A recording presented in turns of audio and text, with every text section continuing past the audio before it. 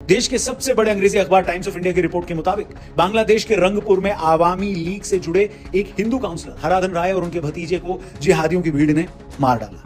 फेनी में एक दुर्गा मंदिर पर हमला कर दिया गया। हिंदुओं के शमशान घाट की जमीन पर जबरदस्ती कब्जा कर लिया गया। पार्वतीपुर में काली माता के मंदिर समेत 5 मंदिरों में तोड़फोड़ की गई। सिताबगंज में हिंदुओं के घरों पर हमले किए गए। হিন্দুরা কি এমন অপরাধ করছে? হিন্দুরা কি এতই খারাপ যে একটা কিছু হইলেই হিন্দুদের উপরে পড়বে?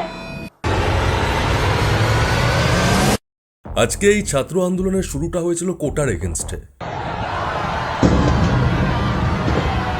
কোটার এগেন্স্ট থেকে সেটা গিয়ে পৌঁছায় স্বৈরাচারী সরকারের দমন অবধি। আর এই দুটো কারণে কিন্তু আজকে দিনে দাঁড়িয়ে সফল ছাত্ররা হয়েছে।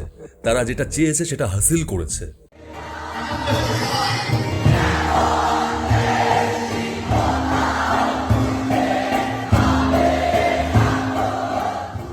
তো এখন এই সবের পরে গিয়ে হিন্দুদের ওপর যেটা হচ্ছে, সংখ্যালঘুদের ওপর যেটা হচ্ছে, সেটার কারণ কি, সেটার লজিক আমি কিছুতেই মেলাতে পারছি না। बांग्लादेश में कल लगभग 4-5 दिन से बहुत हमला हो रहा है जी। लगभग 29 डिस्ट्रिक्ट में हमला हो गया। लास्ट नाइट हमारा इस्कॉन टेम्पल मेहरपुर में गाउन पाउडर से मंदिर का तोड़फोड़ किया, मंदिर आग लगा दिया। हमारा जो ठाकुर जी का विग्रह आग लगाया। फेनी, Noakhali, Sirajganj, Mymensingh, Jessore, Khulna, Feni Guru Chakra temple and so many ISKCON temples they have attacked. Okay. And our Hindu communities house, other business area they have attacked. Now we have locked our temple in Dhaka. This situation is very bad now. তো এই টপিকে আমি একটু পরে আসছি।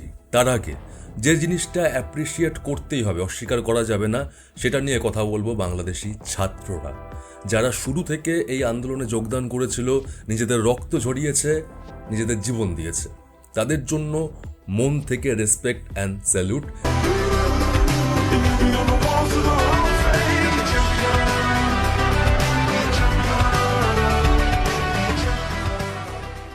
এই ছাত্ররা প্রমাণ করে দিয়েছে অল ওভার ওয়ার্ল্ডের কাছে যে স্টুডেন্ট পাওয়ার কি জিনিস। যত বড়ই সরকার হোক, যত স্বৈরাচারী হোক না কেন, তারা যদি লিমিট ক্রস করে ফেলে, স্টুডেন্টরা সেই সরকারের পতন করতে পারে। তো পুরো পৃথিবীর বাকি যত স্টুডেন্ট আছে সবাইকে এটা দিয়ে শেখা উচিত। অ্যান্ড আমিও প্রচণ্ড ইন্সপায়ার হয়েছি। আর আমি এতটা ফিল করে বলতে পারছি তার কারণ শুরু থেকে বাংলাদেশি আমার কিছু বন্ধুবান্ধব রয়েছে যারা এই আন্দোলনে ফিজিক্যালি অংশগ্রহণ করেছে শুরু থেকে। তো তাদের এক একটা দিন কিভাবে কেটেছে, তারা কতটা কি স্যাক্রিফাইস করেছে, কতটা সাহস দেখিয়েছে, সেটা আমি শুরু থেকে ফলো আপ করে আসছি, তাদের কাছে শুনে আসছি। সেই কারণে আজকের ভিডিওটাতে আমি যা যা বলবো আমার মনে হয় নিরপেক্ষভাবে বলতে পারবো। তো ভিডিওটা শেষ অবধি দেখো, যে দেশেরই তুমি হও না কেন শেষ অবধি দেখে দেন কমেন্ট করো। তার আগে কোনো কমেন্ট করো না, কারণ ভেতরের যে জিনিসটা, যারা অ্যাকচুয়ালি, যে স্টুডেন্ট অ্যাকচুয়ালি এই আন্দোলনে ছিল, যে স্টুডেন্টরা অ্যাকচুয়ালি এই আন্দোলনে নিজেদের রক্ত ঝরিয়েছে, ও তাদের থেকে তো আমি জিনিসটা শুনেছি। তো এখন যেটা হচ্ছে, কতটা স্টুডেন্টদের এটাতে হাত বা কতটা কি, হয়তো একটু হলেও আমি এক্সপ্লেন করতে পারবো, যেটা হয়তো কেউ বলতে পারবে না। তো ভিডিওটা সেই কারণে শেষ অবধি দেখো। তো প্রথমত যেটা বললাম, এই ছাত্ররা বা এই স্টুডেন্ট যারা এই জিনিসটাকে সফল করেছে, স্বৈরাচারী সরকারের পতন ঘটিয়েছে, তাদেরকে মন থেকে অনেক অনেক রেসপেক্ট। যত বলবো কম বলা হবে। কিন্তু তাদের যে কজটা ছিল অনেক বড় একটা কজ, পুরো দুনিয়ার কাছে না একটা এক্সাম্পল সেট করার মতো একটা কজ ছিল। সেই কজের জন্য লড়ছে, আর পুরো পৃথিবীর মানুষজন তাদের ওপর দেখছে, তাদের ওপর ওত পেতে রয়েছে যে কি হচ্ছে, স্টুডেন্টরা কি করছে। এবং সবাই কিন্তু সেই স্টুডেন্টদের সাপোর্ট করেছিল, তাদের এই কজে সাপোর্ট করেছিল। আজকে ইন্ডিয়াতে, কলকাতায় ছাত্ররা রাস্তায় নেমেছিল তাদের সাপোর্টে। অনেক ইন্ডিয়ান ইউটিউবার তাদের সাপোর্টে ভিডিও বানিয়েছে। আমিও এটা শিওর আরও আদার্স দেশে এটা হয়েছে, সবাই সাপোর্ট করেছে।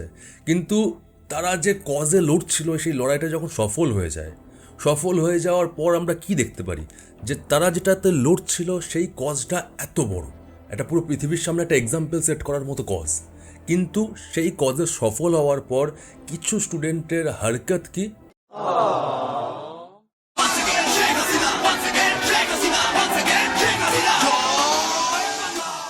হাঁস, মুরগি, মাছ এগুলো লুটপাট করছে। জিনিসপত্র ফ্রি, যে যা পাচ্ছে নিয়ে বাড়ি চলে যাচ্ছে। জিনিসটা বোঝার চেষ্টা করবে যে দুনিয়ার কাছে ব্যাপারটা কিভাবে আসছে, যে স্টুডেন্টরা লড়ছে, শিক্ষিত সমাজ, শিক্ষিত যুব সমাজ তাদের হকের জন্য লড়ছে। আপনারা কি করছেন? ছাত্রদেরকে নিয়ে জেলে রাখছেন, শিক্ষকদেরকে নিয়ে জেলে রাখছেন, ওরা তো ওখানে বিশ্ববিদ্যালয় খুলে বসবে।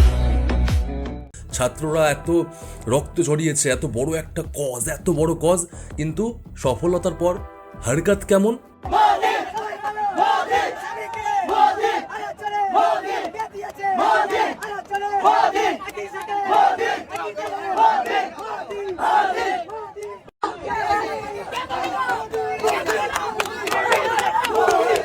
গ্রাফ চলে গেল এইখানে, যেখানে তাদের সবাই সাপোর্ট করে আসছিল, তাদের কিছু বিহেভিয়ার সেই জিনিসটা এমনভাবে আসছে যে এইরকম ছিচকে চোরের মতো জিনিসপত্র লুটপাট করা। সেকেন্ড, তাদের জাতির জনক, যাদের জন্যে হয়তো তারা আজকে এই যেগুলো করতে পারছে, তার মূর্তি ভাঙচুর করা। কেউ তো তার মাথায় উঠে মানে পেচ্ছাপ করে তাকে শুদ্ধ করে দিয়েছে। বিভিন্ন মূল্যবান ভাস্কর্য ভাঙা, অ্যান্ড দেন সংখ্যালঘুদের ওপর যে জিনিসটা হচ্ছে।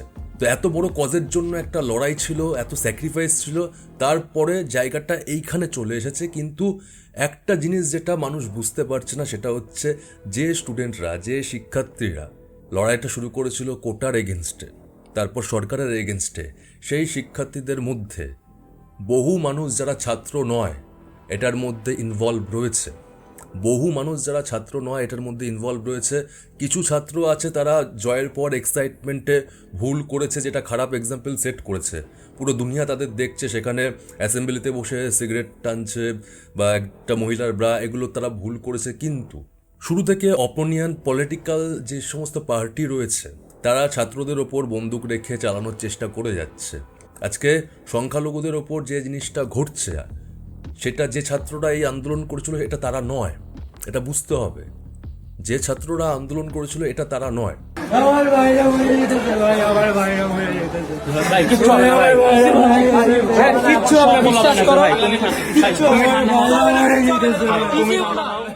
আজকে ছাত্র আন্দোলন করে দেশে যখন কোনো রুল নেই, কোনো আইন কারণে সেই প্রেশার নেই, যত মানুষের পার্সোনাল যত সমস্ত এজেন্ডা যত গ্রুপের ছিল, তারা রীতিমতো সেগুলো ওপেনলি করছে।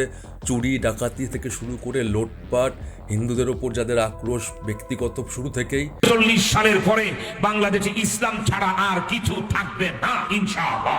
2040 সালের পরে এমন বাংলাদেশ হবে, যদি কেউ এসপি আর ডিসি হতে চায়, সূরা ফাতিহার বিশুদ্ধ অর্থ বলতে না পারলে ডিসি এসপি বানানো হবে না ইনশাআল্লাহ। Wait and see. এমন বাংলাদেশ আমরা গর্ব, আমরা আঙ্গুল চড়বো না, বসে থাকবো না। আর বসে নেই ওলামায়ে কেরাম। অচিরেই বাংলাদেশে দেখবেন উত্তাল তরঙ্গ হবে, ইসলামের জোয়ারে সমস্ত নাপাক ভেসে সয়লাব হয়ে যাবে সাগর ইনশাআল্লাহ। যে যার মতো পারছে মেটাচ্ছে, কিন্তু এতে কি হচ্ছে, ছাত্রদের একটা মহৎ উদ্দেশ্যে যে লড়াইটা ছিল সেটার পরিণতি হিসাবে এগুলো আসছে। তো সেই জিনিসটা কিন্তু তাদের স্যাক্রিফাইসটাকে ছোট করে দিচ্ছে। প্রজন্ম আমাকে শেখালো একটা দাসের দেশে যে আমি আছি, আমি নিজেও যে একটা দাস, সেই দাসত্ব কিভাবে ভাঙতে হয়। এই প্রজন্মের কাছে আমি ওই জন্য ওদেরকে স্যালুট জানাই। আমি শিক্ষক বলবো না, বরং ওরা আমার শিক্ষক। ওরা আমাকে শিখিয়েছে কিভাবে দাসত্ব ভাঙতে হয়। যেমন আমরা ভিডিও দেখেছি, ছাত্ররা এক্সাইটমেন্টে রাষ্ট্রীয় সম্পদ নষ্ট করেছে, লোটপাট করে নিয়ে গেছে, ঠিক তেমনই কিন্তু তারা তাদের জিনিসপত্র এসে ফেরতও দিয়ে গেছে। সকালবেলায় নিয়ে গেছে, রাত্রিবেলায় আবার তারা ঐক্যবদ্ধ হয়ে যত জিনিসপত্র, রাষ্ট্রের যে সম্পদ, সেগুলো আবার কালেক্ট করে ফেরত দিয়েছে। আমরা গণভবনে ছিলাম, তো প্রথম থেকেই দেখছিলাম যে বিভিন্ন জিনিসপত্র খুলে নিয়ে যাওয়া হচ্ছে। আমরা এরকমও দেখেছি যে ফ্রিজে যে মাংস সেগুলো নিয়ে যাওয়া হচ্ছে। তখন আমাদের কাছে খারাপ লেগেছে। আমরা প্রথমে 3 জন দাঁড়িয়েছি রাস্তায়, সবাইকে আটকিয়েছি। আলহামদুলিল্লাহ, তারপর সবাই আমাদের পাশে এগিয়ে আসার পরে আমরা এখানে মালামালগুলো জমা রাখতে পেরেছি, এবং এলাকাবাসী আমাদেরকে যথেষ্ট হেল্প করেছে। কারণ আমরা কাগজে লিখছিলাম যে রাষ্ট্রীয় সম্পদ জমা দেই, এবং মুখে বারবার বলছিলাম। এক্সাইটমেন্টে ছাত্ররা হয়তো রাগে ক্ষোভে গণভবনে গিয়ে নোংরা করা, নষ্ট করা, পরদিন আবার তারা ক্লিয়ার করেছে। রাস্তাঘাট খারাপ হয়েছে, তারা দায়িত্ব নিয়ে পরিষ্কার করেছে।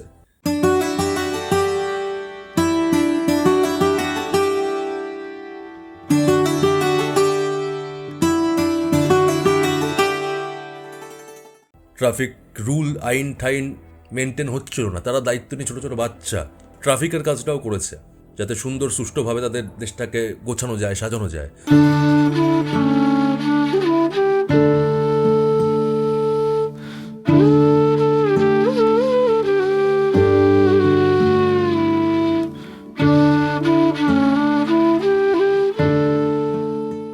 তো এগুলো হচ্ছে সেই শিক্ষিত ছাত্র এক্সাইটমেন্টে কিছু বিহেভ করে ফেলেছে, যেটা তাদের যে বড় কজ তাদের করা উচিত ছিল না, সেই কজ অনুযায়ী তাদের বিহেভিয়ারগুলো খুব ছোট হয়ে গেছে। যেহেতু তাদের দুনিয়া দেখছে, তাদের ভেতরের ফিলিংস তারা বুঝবে। কিন্তু তুমি যখন একটা মহিলা, সে যতই খারাপ হোক, তার একটা প্রাইভেট ইনারওয়্যার নিয়ে তুমি এইটা করছো, সেটা শোভনীয় নয়। তো সেগুলো হয়তো কিছু এক্সাইটমেন্টে হয়ে গেছে, কিন্তু যেহেতু শিক্ষিত ছাত্র, তারা বুঝতে পেরেছে, তারা রেকটিফাই করেছে। কিন্তু এই যে হিন্দুদের ওপর যেটা চলছে, মন্দির ভাঙা, বাড়িঘর ভাঙা, সেগুলো এই শিক্ষিত ছাত্র নয়, এগুলো কারা করছে তোমরা ভালো মতো জানো।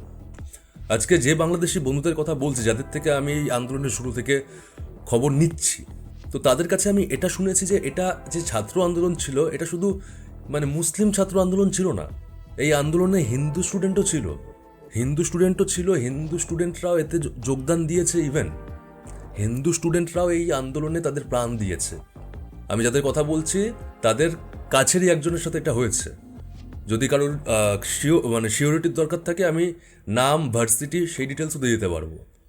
তো যেখানে যে আন্দোলনে হিন্দু স্টুডেন্টরাও যোগদান দিল, তারাও প্রাণ দিল, বলিদান দিল, সেই আন্দোলনের জয়ের পর হিন্দুদের সাথে এই জিনিসটা কী করে সম্ভব বা কী করে জাস্টিফাই হয়? আন্দোলনের জয়, দেশ স্বাধীন, তাহলে সবাই স্বাধীন না? আজকে যে দেশে একটা হিন্দু জন্মেছে, ওটা তার মাতৃভূমি। আজকে স্বৈরাচারী সরকারের থেকে মুক্তি পেয়েছে মানে সেই মানুষটাও তো স্বাধীন, সেও তো সেলিব্রেট করবে। তাকে ভয়ে কেন থাকতে হচ্ছে? তার সাথে এটা কেন হচ্ছে? তো আমার অনুরোধ সেই সব শিক্ষিত ছাত্রদের ওপর, যারা এই আন্দোলন শুরু করেছিল, এত বড় একটা কাজ করে দেখিয়েছে, একটা সরকার গিরিয়ে দিয়েছে, আমার অনুরোধ সেই সব স্টুডেন্টের ওপর, যে আগের দিন হয়তো তারা এক্সাইটমেন্টে বা তাদের সাথে আরও বাইরের লোকজন মিলে গিয়ে কিছু অভদ্র জিনিসপত্র এক্সাইটমেন্টে করেছে, রাষ্ট্রীয় সম্পদ নষ্ট করেছে, কিন্তু আবার সঙ্গে সঙ্গে তারা রেকটিফাই করে নিজেদের দেশটাকে গুছিয়েছে। আমার অনুরোধ সেই সব স্টুডেন্টদের কাছ দিয়ে, যারা ট্রাফিকটা নিজের হাতে তুলে নিয়ে নিজের মতো করে গুছিয়ে সেটাকে মেনটেন করছিল, নিজের হাতে দায়িত্ব নিয়েছিল। আমার অনুরোধ এই সকল দাদা ভাইয়ের কাছে, যারা হিন্দুদের সুরক্ষার জন্য নিজের বাড়ি থেকে বেরিয়ে এসেছিল। তোমাদের এত বড় মহৎ উদ্দেশ্যে বা এতটা কন্ট্রিবিউশনে যে মানুষগুলো তাদের ব্যক্তিগত রাগ, ক্ষোভ বা এজেন্ডা পূরণ করার চেষ্টা করছে, তোমাদের এই স্যাক্রিফাইসটাকে ছোট করার চেষ্টা করছে,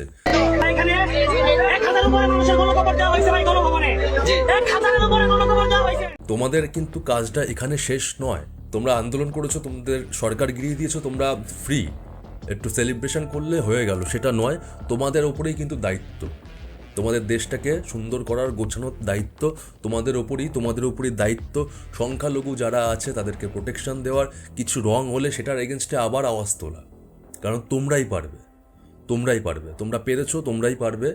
তো সেই জায়গায় দাঁড়িয়ে সেই শিক্ষার্থী, সেই স্টুডেন্ট, তাদের কাছে আমার অনুরোধ, সংখ্যালঘুদের সাথে যেটা হচ্ছে, বাংলাদেশি হিন্দুদের সাথে যেটা হচ্ছে, তোমাদেরই রুখে দাঁড়াতে হবে, তোমাদেরই আওয়াজ তুলতে হবে। এই ইন ফিউচার শুধু হিন্দু বলে নয়, আরও যদি কিছু রং হয়, কারণ ছাত্র সমাজকে বলা হয় দেশের ভবিষ্যৎ, আর ছাত্ররাই যদি মেরুদণ্ডহীন হয়ে বসে থাকে, কন্ট্রোল করছে কেউ, ভবিষ্যৎটা কি করে হবে? ছাত্রদের হাত পা বেঁধে পঙ্গু করে দেওয়া হচ্ছে, এই তো পলিটিক্স। তো সেখানে ছাত্ররা ভবিষ্যৎ, ছাত্রদের থামিয়ে দেওয়া হচ্ছে, তারা ভবিষ্যৎ কী করে করবে, সমাজটাকে এমনভাবে নিয়ে যাচ্ছে। তো সেই কারণে ছাত্ররা যখন ভবিষ্যৎ, শিক্ষার্থীরা যখন ভবিষ্যৎ, যদি কোথাও মনে হয়, সন্দেহ আসে যে না আমাদের ভবিষ্যৎ খারাপ হচ্ছে, বারবার আওয়াজ তুলতে হবে। যেটা দেশের জন্য ঠিক মনে হবে না, আওয়াজ তুলতে হবে। তো এই ছাত্রদের কাছে অনুরোধ। ইভেন আমি এখন শুনলাম বাংলাদেশের দায়িত্ব যিনি নিয়েছেন এখন, ডক্টর মোহাম্মদ ইউনূস, তো তার উপরও আস্থা আছে, এই জিনিসগুলোর উপর সে দৃষ্টিপাত করবে।